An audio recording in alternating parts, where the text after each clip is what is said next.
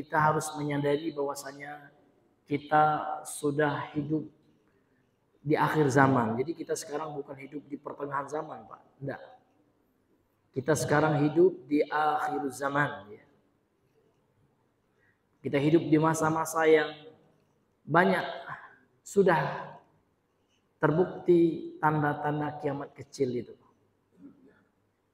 Di antara tanda-tanda kiamat kecil tersebut akan banyak nanti terjadi peperangan, penjarahan. Ini memang sudah sunnatullah. Akan tetapi kita sebagai seorang muslim, kita harus punya panduan bekal. Bagaimana prinsip seorang muslim itu ketika mendapati fitnah, terutama yang kita rasakan pada saat ini Pak ya, dalam konteks negara kita. Maka kami ingin menyampaikan sebuah hadis ya, hadis sahih riwayat Imam Al-Bukhari. Rasul memberikan kepada kita dalam hadis jalan keluar Pak ya, dalam menghadapi fitnah itu. Apa kata Rasul? Satakunu fitanun. Di akhir zaman kata Rasul akan banyak terjadi fitnah-fitnah. Al-qa'idu fiha khairun minal qa'im. Orang yang duduk lebih baik daripada yang berdiri. Al-qa'imu khairun minal mashi. Yang berdiri lebih baik daripada yang berjalan. Ya. Kemudian wal mashi khairun minas sa'i. Kemudian yang berjalan lebih baik daripada yang berlari kecil gitu. Waman yushrifhu waman yushrif laha yastashrifhu kan gitu. Barang siapa yang mendekati fitnah itu dia akan diseret Pak. Akan terbawa arus.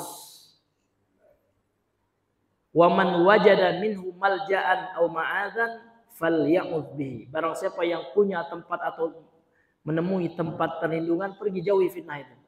Berlindung di tempat yang jauh, jangan ikut-ikutan dengan fitnah itu. Karena kalau sama muslim sudah membunuh Pak ya, sudah mengambil harta orang lain, merampas, menghalalkan, na'udzubillah, ini luar biasa, ini hitungannya ke akhirat ya. Maka untuk itu kita jaga diri kita. Allah mengatakan ku anfusakum wa ahlikum nara. Jaga diri kita, keluarga kita. Kalau ada anak kita yang kuliah, bilang jangan ikut-ikutan gitu ya. Ya, ikut-ikutan tawuran, ikut-ikutan hal yang tidak dibenarkan secara agama. Norma mana saja Pak, menghancurkan gitu kan. Kita ada adab. Kita bukan hidup di rimba belantara, ya kan? Kita manusia punya etika, punya tata krama gitu kan. Apalagi kita mayoritas muslim. Malu kita sebagai muslim melihat seperti itu ya. Kabarnya sudah sampai di mana-mana, subhanallah, malu kita Pak ya. Ya kok negara muslim kok seperti itu caranya, kan ada, emang nggak ada cara yang lain kan gitu kan. Ya. Emang Belanda itu orang itu kan. Emang polisi yang jaga-jaga itu sama kayak Belanda yang harus. Ini hadirin yang dimuliakan oleh Allah Subhanahu wa taala. Ini sesama Islam, sesama anak bangsa juga mungkin ada cara yang lebih baik, Pak. Sering kami sampaikan Pak ya, kisah Nabi Musa dan Nabi Harun itu dalam surah Hud ya. Ini sering kami sampaikan ayat itu Pak ya. Bagaimana etika yang diajarkan oleh agama kita dalam Al-Qur'an ya. Ketika Allah menyuruh Nabi Musa dan Harun itu menemui raja yang paling durjana, Fir'aun. Siapa yang melebihi Fir'aun? Tidak ada Pak. Karena Fir'aun ini Pak, anak-anak Bani Israel yang laki-laki dibunuh semuanya. Ya kan? Yang perempuan dibiarkan hidup, sebagiannya diperkosa. Kemudian Fir'aun ngaku menjadi Tuhan. Namun bagaimana ya etika yang diajarkan oleh Al-Quran? Subhanallah. Apa kata Allah? Idhaba ila fir'auna innahu tagha. Pergilah kalian berdua wahai Musa dan Harun. Temui Fir'aun. Beri peringatan. Sesungguhnya dia melampaui batas. Wa qula lahu qawlan layyina. Dan sampaikan kepada Fir'aun itu dengan ucapan yang baik. Lihat. Dengan ucapan yang layyin, yang lembut. Ini Fir'aun loh. La'allahu yatadzakkaru aw yakhsha. Supaya dia bisa ya mengambil pelajaran, ingat dan takut. Namun dasar Fir'aun kan enggak juga gitu ya. Akan tetapi dia tetap ya kita mengutamakan adab dan etika. Dan untuk itu Pak ya, mari kita jauhi hal yang seperti itu. Dan yang paling penting yang kita lakukan Pak sebagai seorang seorang muslim, seorang muslimah, sebagai seorang warga negara yang baik Pak ya, kita mendoakan kebaikan aja. Semoga Allah Subhanahu wa taala memberikan kedamaian bagi negeri kita dan menjauhi bala. Itu musibah besar itu Pak ya. Iya, orang sudah ada yang meninggal juga kan. Na'udzubillah ya. Bahkan ada juga yang meninggal orang yang cuman jualan gitu ya. Maaf, jualan jasa lah gitu ya. Ojol gitu meninggal. Na'udzubillah. Bahkan ada juga ya ibu-ibu yang tinggal di dekat kantor DPR yang terbakar, katanya rumahnya ikut terbakar juga. Subhanallah. Siapa yang mau menanggung tempat tinggal ibu itu? Ya kan? Bahkan ada juga yang sampai meninggal Pak di Makassar itu. Bahkan dia bukan anggota DPR juga. Subhanallah, meninggal dia Pak. Ya kan? Nah, itu udah resikonya. Udah resiko bagaimana? Ya kan? Nggak bisa, nyawa itu nggak bisa dipermainkan, ya nggak bisa dianggap seperti nyawa ayam, nyawa manusia Pak ya. Hitung-hitungannya berat Pak di hari kiamat. Karena orang yang menyebabkan kematian satu orang itu Pak, satu manusia itu dalam Al-Quran dikatakan dia umpama telah membunuh manusia semuanya. Itu dosanya, bahaya. Nah, maka Islam itu Pak sangat mengecam tindakan kekerasan. Anarkis, apa namanya, radikalisme, ya kan? Terorisme itulah sudah teror gitu kan.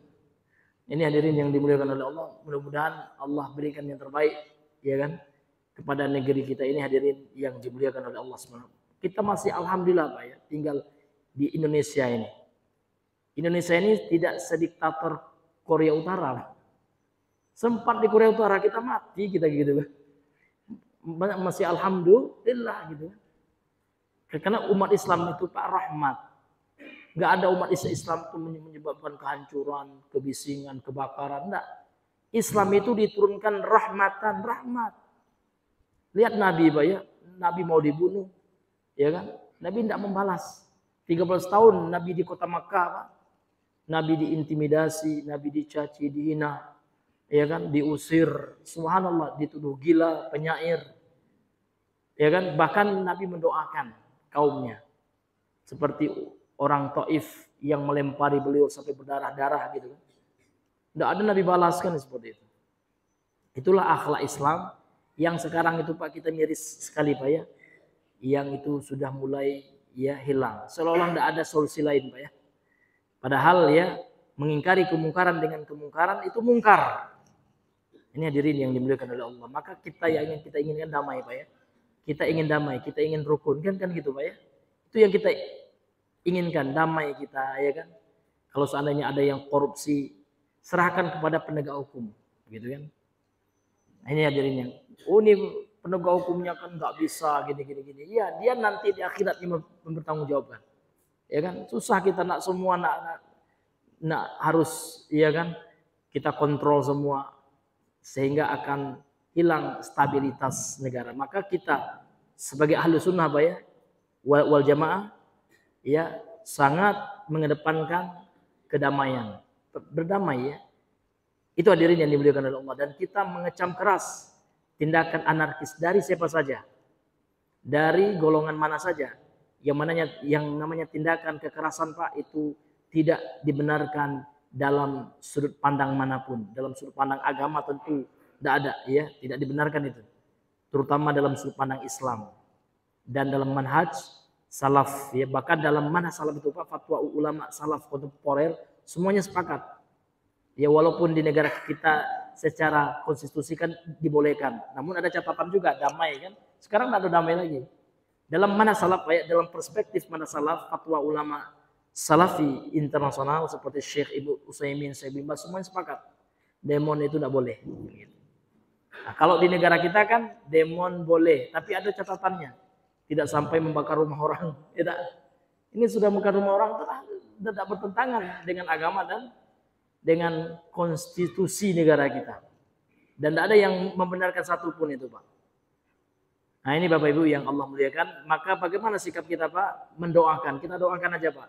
Kebaikan, kedamaian bagi negeri kita. Dan jangan ikut-ikutan. Jangan ikut Pak demo gitu. Jangan Pak. Tahan. Ya kan? Tahan diri kita dan kita berdoa kepada Allah. Mudah-mudahan Allah beri yang terbaik dan kita doakan pemimpin kita. Jangan lupa Pak. Ini sunnah Pak ya. Sebagaimana yang disebutkan oleh Imam Ahmad ya. Lau kana li da'watun mustajabah la ad'u biha lil hakim. Kalau seandainya kata Imam Ahmad Pak ya, aku punya doa yang mustajab. Padahal Imam Ahmad itu Pak habis dipenjara oleh khalifah waktu itu. Karena beliau tidak mau mengakui Al-Quran makhluk. Namun beliau tidak pernah mengkafirkan dan memprovokasi massa untuk demon, untuk memberontak, untuk anarkis. Tidak pernah. Padahal waktu Imam Ahmad di penjara itu, Pak, muridnya itu udah ngumpul semua. Murid Imam Ahmad itu banyak jutaan. Imam dunia ini. Bagaimana Imam, bolehkah kita lawan khalifah itu yang telah berbuat zalim kepada engkau? Kata Imam Ahmad, jangan. Ya kan? Sesungguhnya tertumpah darah seorang muslim itu, Pak, ini lebih bahaya daripada hancurnya Ka'bah. Hancurnya Ka'bah itu, Pak, dosanya di sisi Allah itu lebih ringan daripada terbunuhnya seorang muslim gitu. Begitu Islam itu menjaga nyawa seseorang. Jangan main-main, Pak, ya. Dengan nyawa seseorang itu, Pak. Ini disebutkan dalam hadis yang sahih itu. Ka'bah saja hancur, Pak, itu lebih ringan daripada tertumpahnya nyawa seorang muslim gitu. Maka di antara maksud tujuan syariat Islam itu adalah hifzun nafs, itu di antara maqasidus syariah itu. Menjaga jiwa. Jangan ada jiwa yang tertumpahkan kan gitu. Maka segala sesuatu yang bisa menyebabkan kematian pada dalam Islam itu dilarang. Jangankan menyebabkan orang mati, Pak. Merusak kesehatan aja dalam Islam haram. Contoh merokok. Kenapa rokok itu haram diharamkan oleh ulama, Pak, ya? Karena merusak kesehatan. Apalagi sampai membunuh orang kan gitu. Sampai lempar batu, pecah kepala orang kan gitu kan. Ini luar biasa hadirin. Maka untuk itu marilah kita sama-sama ya memperbanyak doa, Pak. Ketika sujud kita, ketika dalam tahajud kita doakan bangsa kita, doakan Bapak Presiden kita gitu ya. Semoga beliau dikuatkan oleh Allah dan diberikan hidayah, ya kan? Dijadikan pemimpin yang adil, itu doa kita, Pak, ya. Semoga beliau bisa memimpin negara ini. Sesungguhnya, Pak, negara tanpa pimpinan, Pak, tanpa ada pemerintah kacau balau ntar. Ya kan? Hukum rimba lagi, siapa yang kuat itu nggak ada yang memimpin kan. Jadi kalau kita ingin pemimpin kita adil, Pak, kita mulai dari diri kita gitu kan. Kita dulu yang adil. Coba kita jadi masyarakat yang baik, ya kan? Yang saleh. Insya Allah dengan begitu Allah akan beri kita pemimpin yang adil. Maka untuk itu, Pak, di zaman yang luar biasa fitnahnya, maka kita memperbanyak doa dan menjauhi ya sumber-sumber fitnah itu.